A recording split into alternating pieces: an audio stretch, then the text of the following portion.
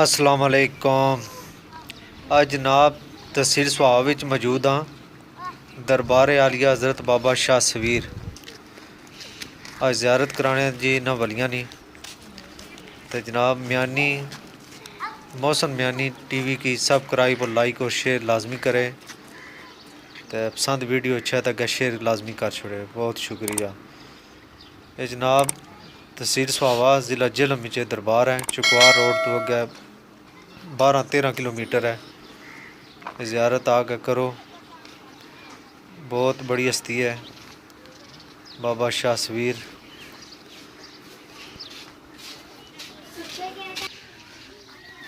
جی جناب، جس بندے کی پھوڑے پھنسیاں یا الرجی ہے، جس چیز نہیں خارش ہے، چمبل ہے، جس نہیں اس کا علاج جڑا نا اگے جا کے میں سی ویڈیو دسنا، مکمل ویڈیو تک آ کے پانی جڑا استعمال کرنے تو بندہ ٹھیک ہو جانا۔ ویڈیو مکمل تک اچھی لگا شیئر لازمی کرے، بہت شکریہ۔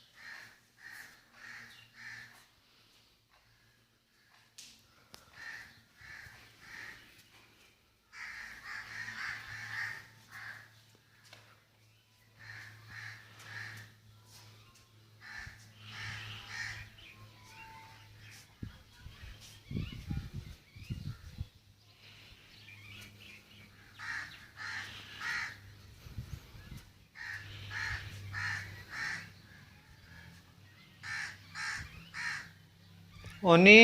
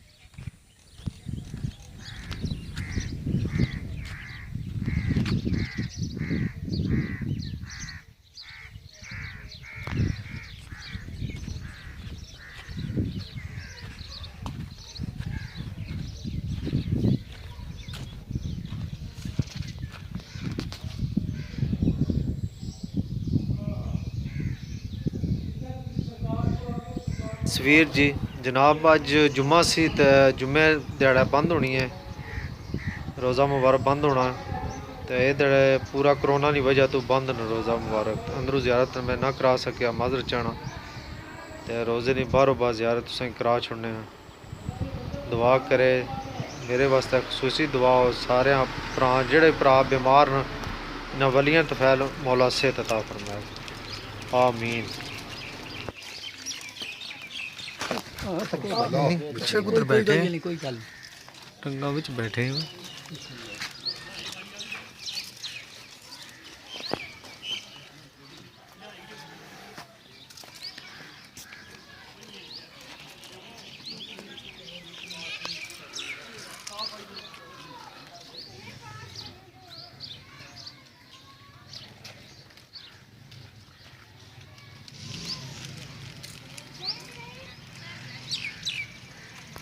جی ہے وہ تلاو ہے جتھے بندے ہاتھ